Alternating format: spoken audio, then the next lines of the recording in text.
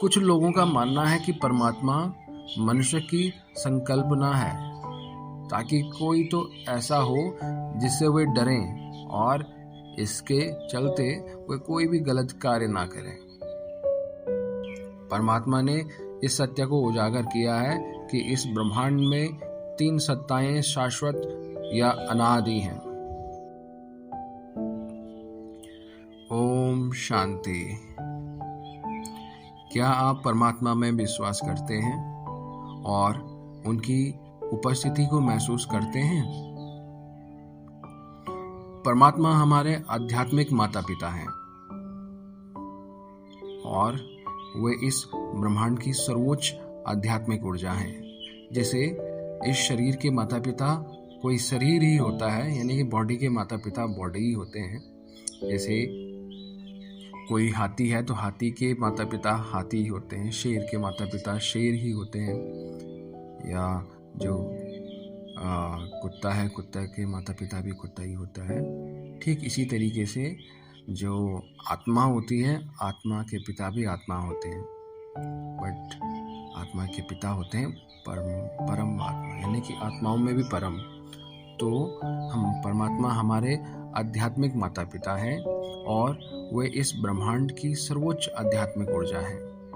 कई सदियों से विश्व के लाखों लोग परमात्मा से प्यार करते आए हैं और उन्हें सम्मान देते आ रहे हैं। फिर भी कुछ लोगों का कहना है कि परमात्मा मनुष्य की रचना है और उसकी कल्पना है। क्या आपको कभी आश्चर्य हुआ है कि आप एक आध्यात्मिक ऊर्जा हैं और दुनिया में हर एक ऐसा ही है? अपने कार्यों के अनुसार हमारे व्यक्तित्व में बदलाव आता है। क्या हम इस बात से परिचित हैं कि हमें एक आध्यात्मिक माता पिता की आवश्यकता है जो गलत होने पर हमें सुधार सके और हमारे व्यक्तित्व को दोबारा पॉजिटिव और प्योर बना सके? इस ब्रह्मांड में परमात्मा का यही रोल है, हमें सही करना और दोबारा सुंदर बनाना। अगर उनका अस्तित्व ना होता तो हम अपने गुणों और शक्तियों में नीचे गिरते ही जाते। तो क्या परमात्मा के अस्तित्व पर प्रश्न चिन्ह लगाना गलत नहीं है? वे अनादि हैं और हम भी, और साथ ही हमारा उनसे रिश्ता भी अनादि है। कुछ लोगों का मानना है कि परमात्मा मनुष्य की संकल्पना है, ताकि कोई तो ऐसा हो जिससे वे डरें और इसके चलते वे कोई भी गलत कार्य ना करें। परंतु परमात्मा तो दया के सागर हैं।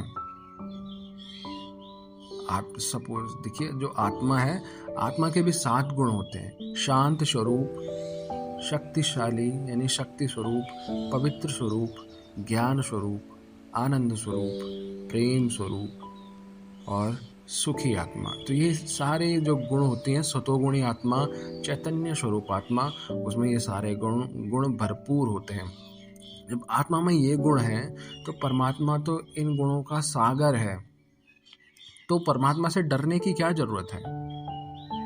जो कहते हैं ना कि मनुष्य की संकल्पना है ताकि कोई ऐसा हो जिसे वो डरे, डरने की जरूरत ही नहीं है। अगर कोई शांत स्वरूप है तो उसे गुस्सा कैसे आ सकता है? डरते तभी है ना कि जब किसी को गुस्सा आता है, कोई सजा देता है।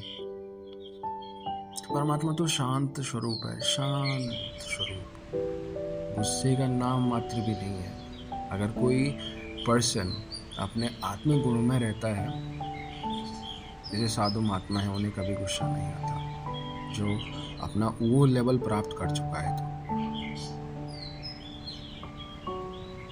परंतु परमात्मा तो दया के सागर हैं, न कि कोई ऐसा जिसे डरा जाए। कुछ लोगों की राय है कि संसार की रचना पूरी तरह से एक भौतिक प्रक्रिया है जिसमें परमात्मा का कोई भी रोल नहीं है।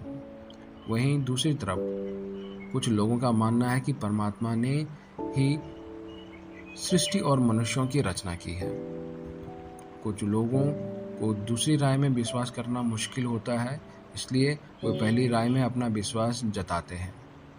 परमात्मा द्वारा दिए गए आध्यात्मिक ज्ञान के आधार पर ये दोनों ही मान्यताएं सही नहीं हैं। परमात्मा ने इस सत्य को उजागर किया है कि इस ब्रह्मांड में 3 सत्ताएं शाश्वत या अनादि हैं, परमात्मा, आत्माएं और ये प्रकृति। ये तीनों न कभी बने हैं और न ही कभी नष्ट होंगे। परमात्मा क्या कह रहे हैं, ध्यान से सुनिए। परमात्मा, आत्माएं और प्रकृति, ये तीनों न कभी बने हैं और न ही कभी नष्ट होंगे।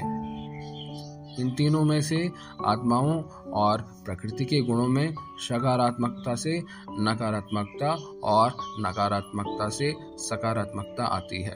पर परमात्मा यानी कि जो परमात्मा है अपने गुणों में सदा ही सतत या स्थिर हैं और वे आत्माओं और प्रकृति को समय की प्रक्रिया में जब भी वे नेगेटिव होते हैं उन्हें नेगेटिव से पॉजिटिव बनाते हैं।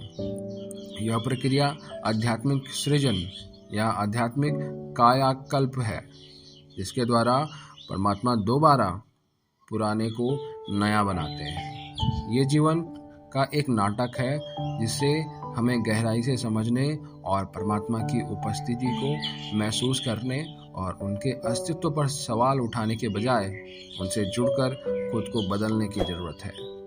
ओम शांति। Thank you so much.